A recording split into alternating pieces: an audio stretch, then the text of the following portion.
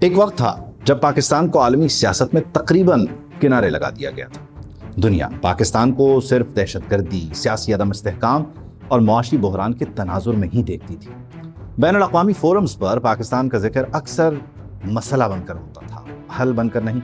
لیکن اب آہستہ آہستہ ایک نئی تصویر دکھائی دے رہی ہے، ایک ایسی تصویر جس میں پاکستان صرف ایک سیکیورٹی اسٹیٹ نہیں بلکہ ایک ابھرتی ہوئی درمیانی طاقت کے طور پر سامنے ہے۔ اور شاید یہی وجہ ہے کہ آج دنیا کے بڑے بڑے ممالک، چاہے وہ چین، امریکہ ہو، سعودی عرب ہو یا پھر ایران، سبھی پاکستان کے ساتھ رابطے میں رہنا چاہتے ہیں، کیونکہ موجودہ دنیا صرف طاقت سے نہیں چلتی بلکہ توازن سے چلتی ہے، اور پاکستان اس وقت یہی توازن قائم رکھنے کی کوشش کر رہا ہے۔ سوچئے، ایک طرف پاکستان کے چین کے ساتھ دنیا کے سب سے بڑے منصوبوں میں سے ایک سی پیک موجود ہے، دوسری طرف امریکہ کے ساتھ بھی مسلسل رابطے، سفارتی بات چیت اور علاقائی سیکیورٹی پر تعاون جاری۔ اور یہی نہیں، پاکستان ایسے وقت میں ایران کے ساتھ بھی تعلقات برقرار رکھے ہوئے ہے کہ جب تہران اور واشنگٹن کے درمیان کشیدگی اپنی انتہا کو چھو رہی ہے۔ یہ معمولی بات نہیں ہے، کیونکہ آج کی دنیا یا ہمارے ساتھ یا ہمارے خلاف والی سیاست کی طرف بڑھ رہی ہے۔ بڑی طاقتیں چاہتی ہیں کہ ممالک کسی ایک کیمپ کا حصہ بن جائیں، لیکن پاکستان اس وقت کوشش کر رہا ہے کہ وہ کسی ایک بلاک کا حصہ بننے کے بجائے سب کے ساتھ تعلقات رکھے اور اپنی شرائط، اپنے مفاد میں۔ اور شاید یہی وہ چیز ہے جو پاکستان کو دوبارہ عالمی اہمیت دلا رہی ہے۔ اسی بدلتی تصویر کو اگر آپ حالیہ دنوں میں دیکھیں تو ایک دلچسپ منظر سامنے آتا ہے۔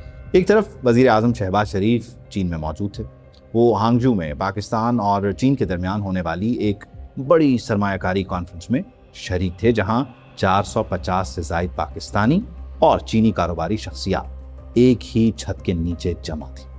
یہ صرف تصویریں بنوانے والی تقریب نہیں تھی، یہ ایک واضح پیغام تھا کہ پاکستان اب صرف قرض مانگنے نہیں آئے، پاکستان سرمایہ کاری، صنعت، ٹیکنالوجی اور کاروباری شراکت داری کی بات کر رہا ہے۔ اس کانفرنس میں اربوں ڈالرز کے معاہدے ہو، فوجی فرٹیلائزرز اور ایک چینی کمپنی کے درمیان تقریباً 1.2 ارب ڈالر کا معاہدہ بھی اسی میں شامل ہے۔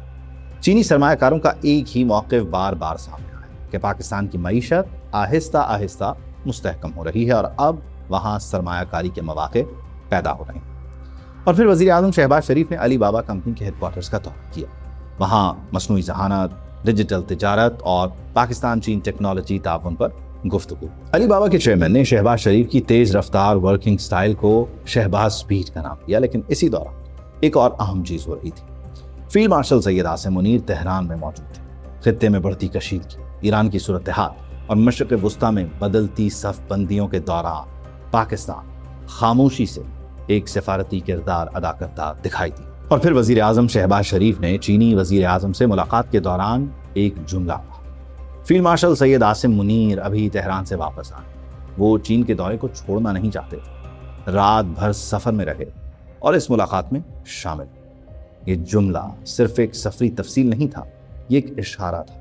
ایک طرف تہران، دوسری طرف بیجنگ، ایک طرف سیکیورٹی سفارتکاری اور دوسری طرف معاشی سفارتکاری، اور پاکستان بیک وقت دونوں محاذوں پر موجود تھا۔ شاید اسی لیے اب پاکستان صرف جغرافیے کی وجہ سے اہم نہیں بلکہ اپنی پوزیشننگ کی وجہ سے بھی اہم بنتا جا رہا ہے، اور یہی وہ مقام ہے کہ جہاں سی پیک کا دوسرا مرحلہ شروع ہوتا ہے۔ سی پیک کے پہلے مرحلے میں سڑکیں بنی، بجلی کے منصوبے لگے، بندرگاہیں بنی اور بنیادی ڈھانچہ بہتر ہوا، لیکن اب دوسرا مرحلہ شروع ہو رہا ہے جہاں اصل کھیل ہوگا۔ کارخانے، خصوصی اقتصادی زون، صنعتی پیداوار، برآمدات اور روزگار۔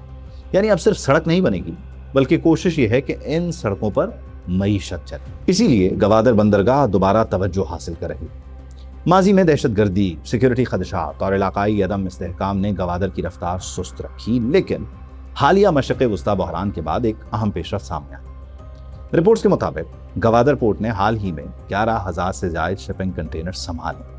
بظاہر یہ صرف ایک تجارتی خبر لگتی ہے، لیکن حقیقت میں یہ ایک بڑا اشارہ ہے، کیونکہ جب دنیا کے روایتی تجارتی راستے دباؤ میں آتے ہیں تو نئی راہداریوں کی اہمیت بڑھ جاتی ہے، اور پاکستان یہی موقع دیکھ رہا ہے۔ چین کو اندر تک راستہ، وسطی ایشیا کو گرم پانیوں تک رسائی، مشرق وسطیٰ کو نئی تجارتی راہداری اور جنوبی ایشیا کو علاقائی رابطہ۔ پاکستان اب خود کو صرف ایک ملک کے طور پر نہیں بلکہ ایک کنیکٹنگ اسٹیٹ کے طور پر پیش کر رہا ہے۔ لیکن اصل سوال اب بھی باقی، کیا یہ سب صرف کانفرنسوں، معاہدوں اور بیانات تک محدود رہے گا، یا واقعی پاکستان اس موقع کو استعمال کر کے اپنی معیشت بدل پائے؟ کیونکہ دنیا میں جغرافیہ بہت ممالک کے پاس ہوتا ہے، لیکن تاریخ صرف وہی ممالک بدلتے ہیں جو موقع کو حقیقت میں تبدیل کرنا جانتے ہیں۔